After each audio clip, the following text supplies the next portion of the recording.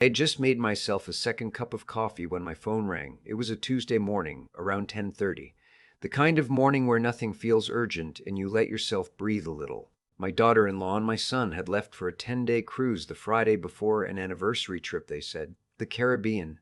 I remember standing in their driveway waving them off, thinking how strange it was that my grandson Bobby wasn't standing there too. He's 8 years old. You don't leave an 8-year-old behind when you go on a cruise. But that's what they did. Or, so I thought at the time. They told me Bobby was staying with his school friend's family, the Garcias, over on Millbrook Drive. My son Clive mentioned it so casually while loading his suitcase into the trunk. "Oh, Bobby's good, Dad. He's at Jason's place. Mrs. Garcia's got him." I didn't push. I had no reason to. Clive was 41 years old.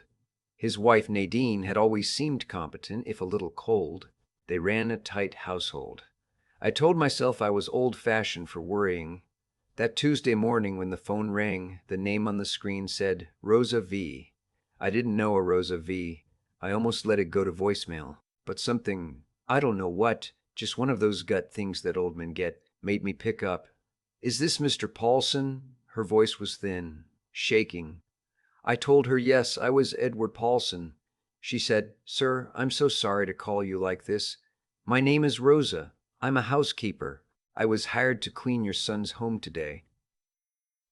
She paused. I could hear her breathing hard.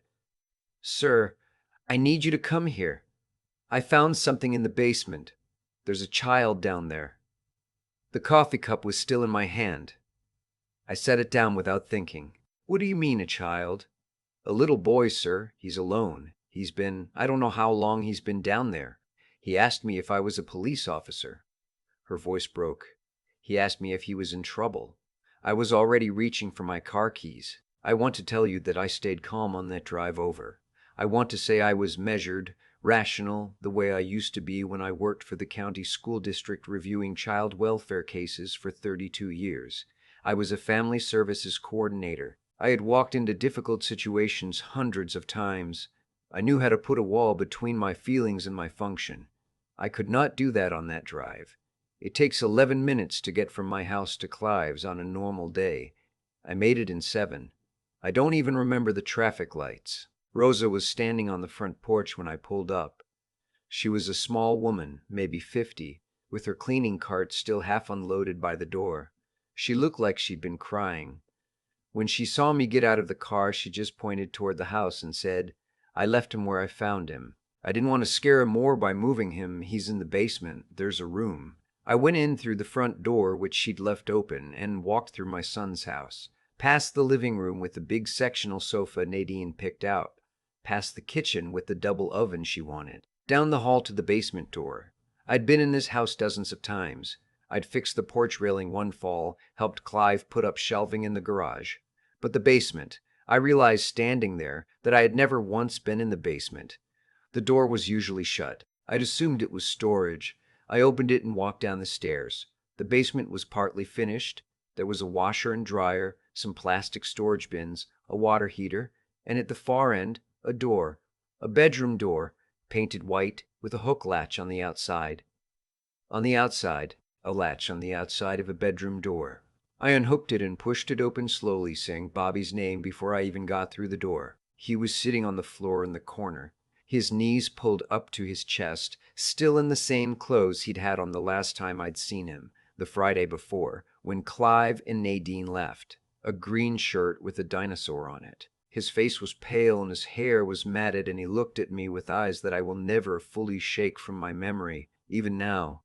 Not scared, not crying, just waiting, like a child who has learned that crying doesn't help. "Grandpa." His voice was barely a sound. I got down on my knees right there on that cold floor and I held him. I felt his little ribs through that shirt. He was shaking. "Are you leaving again?" he whispered. I told him I wasn't.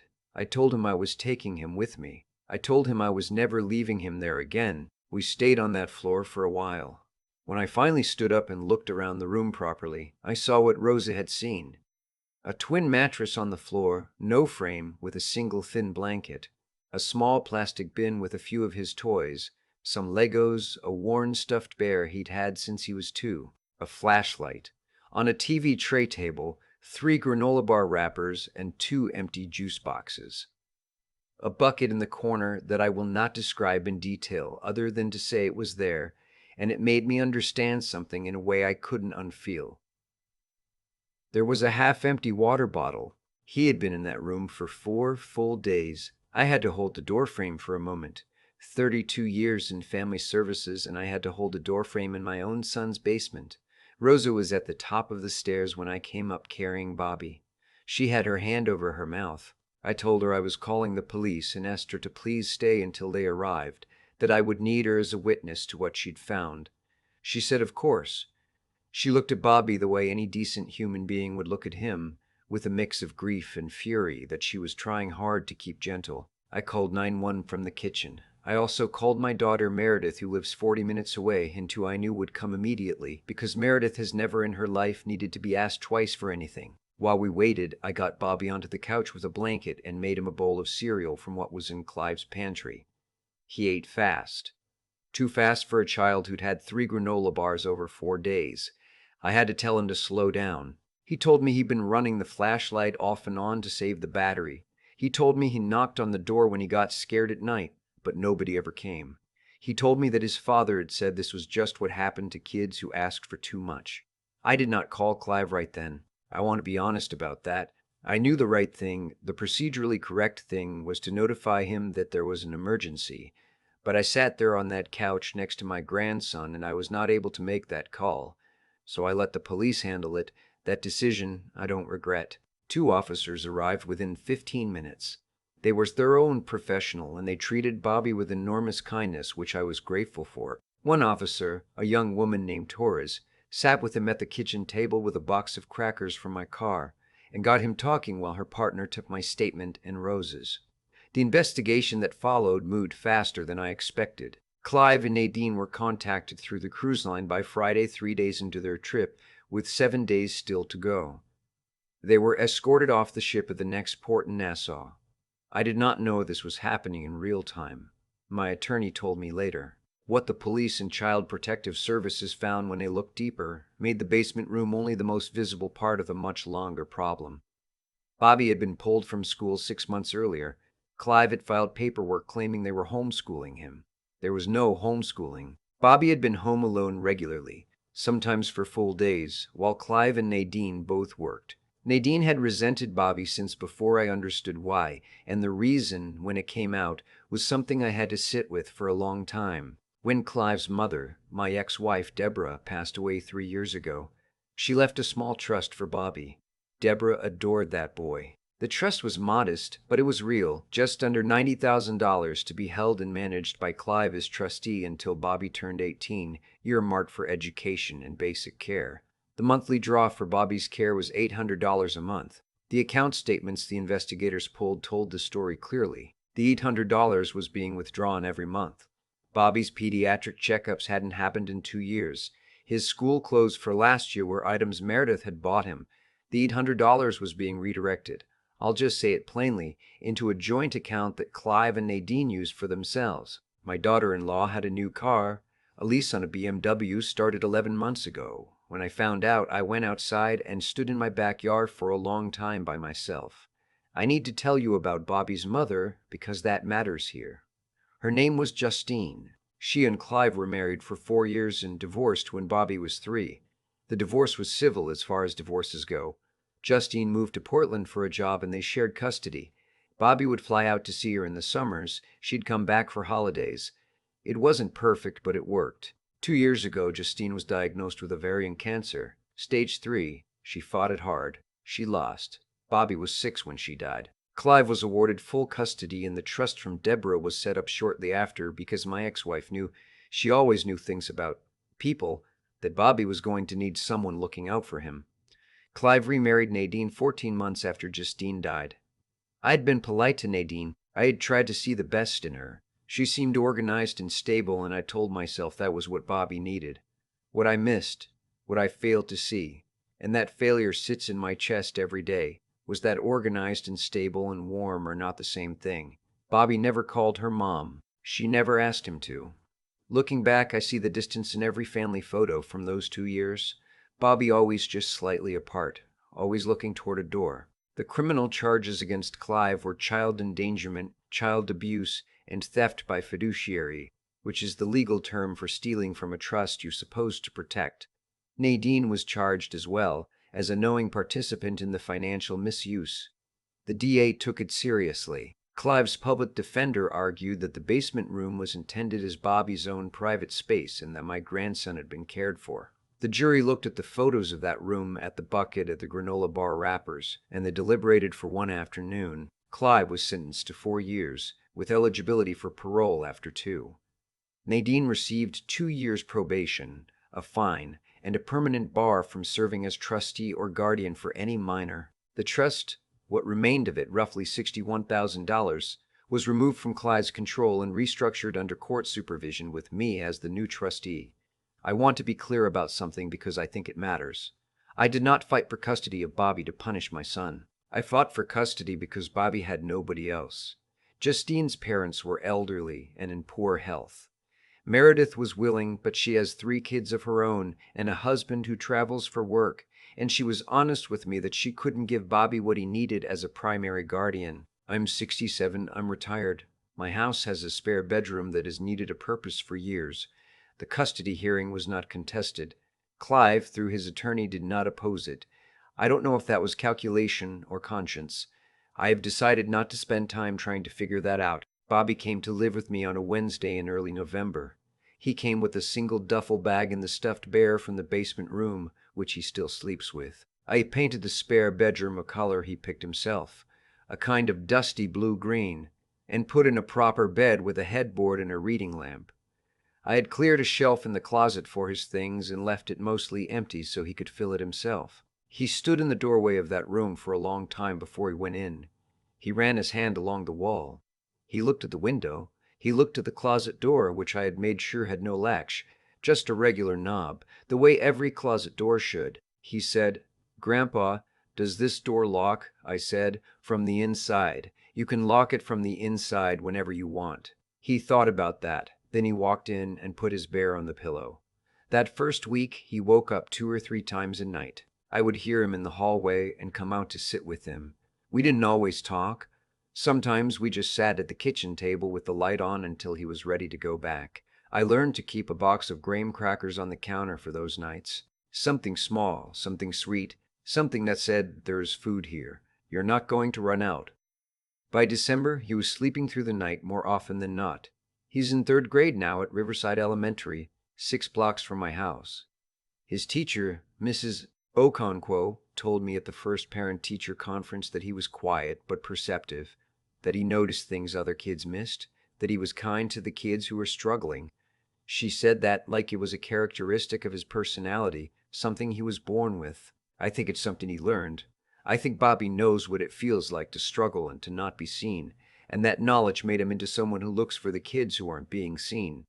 I'm not going to tell you that everything is easy. It isn't. There are days when he shuts down and I don't know what triggered it. There are days when he asks me questions I don't have answers to. He asked me once why his dad didn't like him, not why his dad didn't like him, not why his dad did what he did, but specifically why his dad didn't like him. He put it that simply. I didn't give him some polished answer. I told him that sometimes adults have broken places inside them that have nothing to do with the child, and that the broken place in his father was not something Bobby put there and not something Bobby could have fixed. I don't know if that was the right thing to say. He nodded slowly and then asked if we could watch a movie. So we did. There is a moment that I go back to when I need to remind myself why I am doing this and what it means. It was about 3 weeks after Bobby moved in, a Saturday. We had gone to the hardware store together and he had been given the solemn responsibility of carrying the small paper bag with the replacement light switch plates. He took that responsibility with complete seriousness, the way 8-year-olds do. On the way home, we stopped for ice cream, a place on Henderson Avenue that has been there since I was a young man, with the old-fashioned fountain counter and the spinning stools. He ordered a scoop of mint chocolate chip in a cup, not a cone, in a cup, and we sat at the counter together. He was quiet for a while, working on his ice cream with focus. Then he looked up at me and said very matter-of-factly, "Grandpa, I want to be good at something." I asked him what he meant. he said, like really good at something, so people can count on me. I looked at this boy, this 8-year-old boy who had knocked on a locked door at night in a cold basement room and learned that nobody was coming, and who was now sitting on a spinning stool eating mint chocolate chip ice cream and talking about wanting to be someone people could count on. I had to clear my throat before I could answer him. I told him that I already counted on him, that I counted on him every single day to be exactly who he was.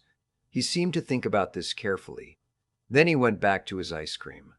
When we got home, he put the bag of light switch plates on the kitchen counter very carefully, exactly where I'd asked him to put it, so I wouldn't forget. He didn't forget.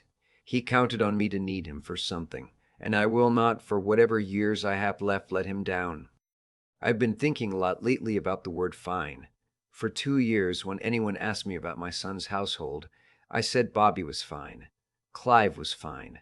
Things were fine. I said it because I wanted it to be true, and I think I confused wanting something to be true with actually checking whether it was.